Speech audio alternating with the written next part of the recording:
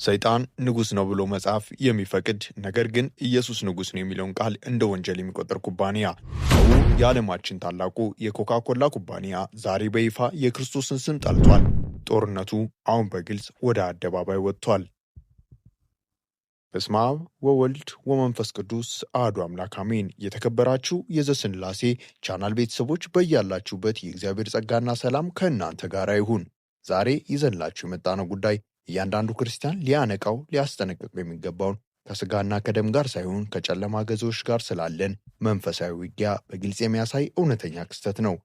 ዓለም በቴክኖሎጂ በገንዘብና በዝና ተጠቅማ የጌታችን የመድኃኒታችን የኢየሱስ ክርስቶስን ስም እንዴት እያዋረደች እንደሆነ በጥልቀት እንመለከታለን። ይህንን ቪዲዮ እስከ መጨረሻው እንድትከታተሉን፣ አዲስ ከሆናችሁ ሰብስክራይብ እንድታደርጉና ይህ እውነት ለሌሎች እንዲዳረስ ላይክ በማድረግ እንድትጀምሩ በእግዚአብሔር ፍቅር እጠይቃለሁ። ጉዳዩ እንዲህ ነው። በቅርቡ ታዋቂው የለስላሳ መጠጥ አምራች የሆነው ኮካ-ኮላ በድረገጹ ላይ አንድ አዲስ አገልግሎት ጀመረ። ደንበኞች በኮካ-ኮላ ጣሳ ላይ የራሳቸውን ስም ወይም ደግሞ የሚፈልጉትን አጭር መልእክት ጽፈው ማዘዝ የሚችሉበት ከስተማይዜሽን የሆነ ማስተካከያ ቀረበ። ይህ አገልግሎት ሲጀመር ብዙዎች በደስታ ተቀብለውት ነበር። ነገር ግን አንድ ክርስቲያን የሆነ ተጠቃሚ ሲስተሙን ለመሞከር አስቦ ኢየሱስ ክርስቶስ ንጉስ ነው ወይም ጂሰስ ኢዝ ኪንግ ብሎ ጻፈ። ወዲያውኑ በኮምፒውተር ስክሪኑ ላይ ይህ ጽሑፍ አይፈቀድም፣ ስህተት አለው በሚል የማስጠንቀቂያ መልእክት መጣ። ግለሰቡ ምናልባት የቴክኖሎጂ ችግር ይሆናል ብሎ በማሰብ ሌላ ቃል ሞከረ። ኢየሱስ መልካም ነው ወይም ጂሰስ ኢዝ ጉድ ብሎ ጻፈ።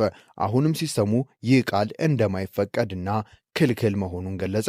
ነገሩ ያጠራጠራቸው ሰዎች የኮካ-ኮላን እውነተኛ ማንነት ለማረጋገጥ አስደንጋጭ ሙከራዎችን ማድረግ ጀመሩ። አሁን በጣሳው ላይ እንዲጻፍ የጠየቁት ቃል ሰይጣን ንጉስ ነው፣ ሳታን ኢዝ ኪንግ የሚል ነበር። የሚገርመው እና ልብ የሚሰብረው ነገር ይህ የሰይጣን ስም ሲስተሙ ያለምንም ችግር ተቀብሎ በኮካ-ኮላው ጣሳ ላይ አትሞ አሳያቸው። ሰይጣን መልካም ነው የሚለውን እንዲሁ ፈቀደው። የባሰው ጉድ ግን አልወጣም ነበር። ሰዎች ኢየሱስ ክፉ ነው ጂሰስ ኢዝ ኢቪል ብለው ሲጽፉ የኮካ-ኮላ ድረገጽ ይህንን ጸያፍና ዘግናኝ ስድብ ያለምንም እንገዳ ተቀብሎ በጣሳው ላይ አትሞ አወጣው። አስቡት፣ የጌታችንን ስም በመልካም ማንሳት ክልክል የሆነበት ሲስተም እርሱን መስደብና ሰይጣንን ማክበር ግን ሙሉ መብት ተሰጥቶታል። ይህ ሲጋለጥና ክርስቲያኖች በመላው ዓለም ቁጣቸውን ሲገልጹ ኮካ-ኮላ ምን ብሎ ምላሽ ሰጠ መሰላችሁ? የሃይማኖትና የፖለቲካ ቃላትን በጣሳችን ላይ ስለማንፈቅ የኮምፒውተር ሲስተማችን አግዶት ነው አሉ። ይህ ግን ፈጽሞ የውሸት ሽፋን ነበር። ምክንያቱም የሌሎች እምነት መሪዎች ስም ሲጻፍ ሲስተሙ አልከለከለም ነበር። የሰይጣን ስም ግን የሃይማኖት ቃል ሆኖ አልታገደም ነበር። ታዲያ ለምንድን ነው የኢየሱስ ክርስቶስን ስም ሲጠራ ብቻ የዓለም ኩባንያዎች የሚንቀጠቀጡት? መልሱ ያለው በመጽሐፍ ቅዱስ ውስጥ ነው።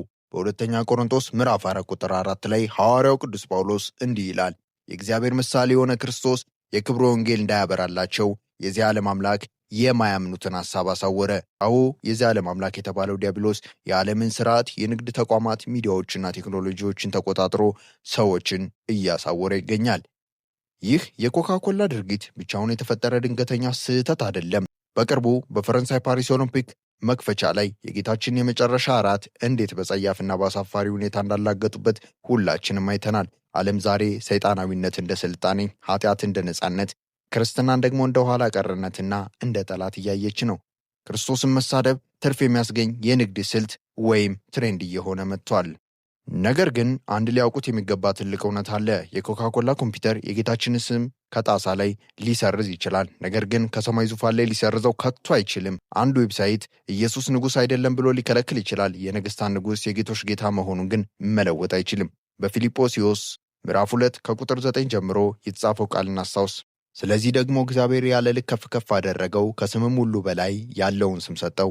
ይህም በሰማይና በምድር ከምድርም በታች ያሉትን ሁሉ በኢየሱስ ስም ይንበረከኩ ዘንድ ምላስም ሁሉ ለእግዚአብሔር አብ ክብር ኢየሱስ ክርስቶስ ጌታ እንደሆነ ይመሰክር ዘንድ ነው። ይህ ስም አጋንንትን የሚያርበደብድ፣ ሙታንን የሚያስነሳ፣ ድውያንን የሚፈውስ፣ ባህርን ንፋስን የሚገስጽ ኃያል ስም ነው።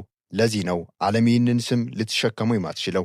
የጌታችን ስም ለዓለም ውሳኔ የቀረበ ምርጫ አይደለም። ዓለም ብትተውም ብትጠላውም እርሱ የዘላለም ንጉሥ ነው። ታዲያ የዚህ ቻናል ቤተሰቦች የኦርቶዶክስ ተዋሕዶ ልጆች እኛስ ምላሻችን ምን ይሆን? ምላሻችንስ ምን መምሰል አለበት? ኩባንያው ላይ በማህበራዊ ሚዲያ መጮህ ብቻውን በቂ ነውን? እርግጥ ነው የጌታችን ስም የሚያዋርድ ድርጅት ምርት መግዛት ማቆም ትንሹ መንፈሳዊ ተቃውሞ ነው። ግን ትልቁ ጥያቄ ያለው እኛ ልብ ውስጥ ነው። ራሳችንን እንጠይቅ። ኮካኮላ በጣሳው ላይ ኢየሱስ ክርስቶስ ንጉሥ ነው ብሎ አልጻፈም ብለን እንቆጣለን። ነገር ግን በእኛ ልብ ውስጥ፣ በእኛ ኑሮ ውስጥ፣ በእኛ ትዳር ውስጥ እና በእኛ ሥራ ውስጥ በክርስቶስ ኢየሱስ እውነት ንጉሥ ነውን? በኢንተርኔት ላይ ስለ ክርስቶስ እንከራከራለን። በቤታችን ግን ቃሉ እናነባለን፣ ጸሎት እናደርጋለን። ከኃጢአት ተለይተናል። ዓለም ክርስቶስን ስትክድ ማየቱ ያማል። እነዚህ ሁሉ የእኛ ጥያቄዎች ናቸው። ነገር ግን እኛ ክርስቲያኖች ሆነን በሥራና በክፉ ምግባራችን ስሙን ስንጠራ ለእርሱ እጅግ የባሰ ሕመም ነው። በማርቆስ ወንጌል 8:36 ላይ ጌታችን ሰው ዓለሙን ሁሉ ቢያተርፍ ነፍሱን ቢያጎድል ምን ይጠቅመዋል ይለናል። ኮካኮላ በቢሊዮን ዶላር የሚቆጠር ዶላር ሊያተርፍ ይችላል፣ ነገር ግን የነፍስ ዋጋ የለውም። እኛም እንዲሁ በዚህች ኃላፊ ዓለም በስሜት ከመነዳት ይልቅ ንስሐ ገብተን ነፍሳችንን ከፈጣሪያችን ጋር ማስታረቅ ይኖርብናል። ውድ የዘሥላሴ ቻናል ተከታታዮች፣ ዘመኑ ክፉ ነው። የጨለማው አሰራር በይፋ እየታየ ነው። እኛ ግን የብርሃን ልጆች ነንና ብርሃናችን እናብራ። አባቶቻችን በሰይፍ በእሳት በስደት የጠበቁንና ያወረሱንን ታላቅ ሃይማኖት ዛሬ አሳልፈን አንስ። ፈተናዎች ሲበዙ እምነታችን ይበልጥ ሊጸና ይገባል። ይህንም መልእክት ለሌሎች ወንድም እህቶቻችን ሼር በማድረግ እውነታውን እንዲረዱና በእምነታቸው እንዲጸኑ አድርጉ። ኮካኮላ የጌታችን ስም ከለከለ ብለን አንከፋም። ይልቁም ሁላችንም በአንድነት ከታች ባለው ኮመንት ላይ ክርስቶስ ንጉሥ ነው፣ ኢየሱስ ጌታችንም ነው ብለን በመጻፍ ለዓለም ሁሉ አቋማችንን እናሳውቅ። ቪዲዮ ላይክ ማድረግ እንዳትረሱ። በቀጣይ ሌሎች የቤተ ክርስቲያን ምስጢራትና ወቅታዊ ትምህርቶችን ይዘንላችሁ እስከምንመጣ ድረስ የቅድስት ሥላሴ ቸርነት፣ የእመቤታችን የቅድስት ድንግል ማርያም አማላጅነት፣ የቅዱሳን የመላእክት ተራዳኢነት ከሁላችንም ጋር ይሁን።